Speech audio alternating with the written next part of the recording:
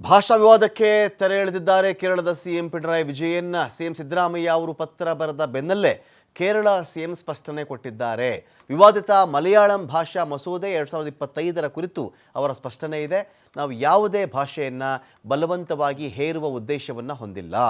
ಭಾಷಾ ಅಲ್ಪಸಂಖ್ಯಾತರ ಹಕ್ಕುಗಳ ರಕ್ಷಣೆಗೆ ಮಸೂದೆಯಲ್ಲಿ ಪ್ರಮುಖ ಅಂಶ ಸೇರಿಸಲಾಗಿದೆ. ಮಸೂದೆ ಕುರಿತು ಎದ್ದಿರುವ ಊಹಾಪೋಹಗಳು ಸತ್ಯಕ್ಕೆ ದೂರವಾದವು. ಟ್ವಿಟರ್ನಲ್ಲಿ ಮಸೂದೆಯ ಪ್ರತಿ ಹಂಚಿಕೊಂಡು ಪಿಣರಾಯಿ ವಿಜಯನ್ ಸ್ಪಷ್ಟನೆ ಕೊಟ್ಟಿದ್ದಾರೆ. ಅವರ ಸ್ಪಷ್ಟನೆ ಏನು ಅಂತ ಹೇಳಿದ್ರೆ, ಕೇರಳ ವಿಧಾನಸಭೆ ಮಲಯಾಳಂ ಭಾಷಾ ಮಸೂದೆ 2025 ಅಂಗೀಕರಿಸಿದೆ. ಈ ಮಸೂದೆ ಸಾಂವಿಧಾನಿಕ ಮೌಲ್ಯಗಳು ಮತ್ತು ಬಹುತ್ವ ಎತ್ತಿ ಹಿಡಿಯುವಂತೆ ಇವೆ. ಮಸೂದೆಯ 7ನೇ ವಿಧಿ ಭಾಷಾ ಅಲ್ಪಸಂಖ್ಯಾತರ ಹಕ್ಕುಗಳನ್ನು ರಕ್ಷಣೆ ಮಾಡುತ್ತೆ. ಮಲಯಾಳಂ ಮಾತೃಭಾಷೆ ಎಲ್ಲದ ವಿದ್ಯಾರ್ಥಿಗಳಿಗೆ ಆಯ್ಕೆ ಅವಕಾಶವನ್ನು ಕೊಡಲಾಗಿದೆ. ಅವ್ರ ಮೇಲೆ ಯಾವುದೇ ಭಾಷೆಯನ್ನು ಹೇರ್ತಾ ಇಲ್ಲ. ಮಲಯಾಳಂ ಮಾತೃಭಾಷೆ ಇಲ್ಲಪ್ಪ, ಕನ್ನಡದ ಹುಡುಗರಿದ್ದಾರೆ, ಮಕ್ಕಳಿದ್ದಾರೆ, ಅವ್ರಿಗೆ ಮಲಯಾಳಂನೇ ನೀನು ಆಯ್ಕೆ ಮಾಡ್ಕೊಳ್ಬೇಕು, ಮಲಯಾಳಮಲ್ಲೇ ನೀನು ಓದಬೇಕು, ಕಲಿಬೇಕು, ಆ ಥರ ನಾವು ಹೇರಿಕೆ ಮಾಡಿಲ್ಲ ಇಲ್ಲಿ.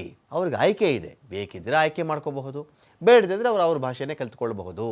ರಾಷ್ಟ್ರೀಯ ಶಿಕ್ಷಣ ನೀತಿಯ ಪಠ್ಯಕ್ರಮದಂತೆಯೇ ಅವಕಾಶ ನೀಡಲಾಗಿದೆ. ವಿದ್ಯಾರ್ಥಿಗಳು ತಮ್ಮ ಆಯ್ಕೆಯ ಭಾಷೆ ಕಲಿಯಲು ಮುಕ್ತ ಅವಕಾಶವಿದೆ.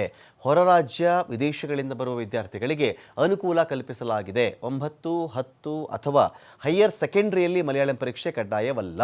ಭಾಷಾ ಅಲ್ಪಸಂಖ್ಯಾತರು ತಮ್ಮ ಮಾತೃಭಾಷೆಯಲ್ಲಿಯೇ ಪತ್ರ ವ್ಯವಹಾರ ಮಾಡಬಹುದು. ಇವರು ಇರುವಂಥ ಪ್ರದೇಶಗಳಲ್ಲಿ ಅವರದ್ದೇ ಭಾಷೆಯಲ್ಲಿ ವ್ಯವಹಾರ ಮಾಡಬಹುದು ಅಂತೇಳಿ ಒಂದು ಸ್ಪಷ್ಟೀಕರಣ ಕೇರಳದ ಸಿಎಂ ಕಡೆಯಿಂದ ಸಿಕ್ಕಿದೆ.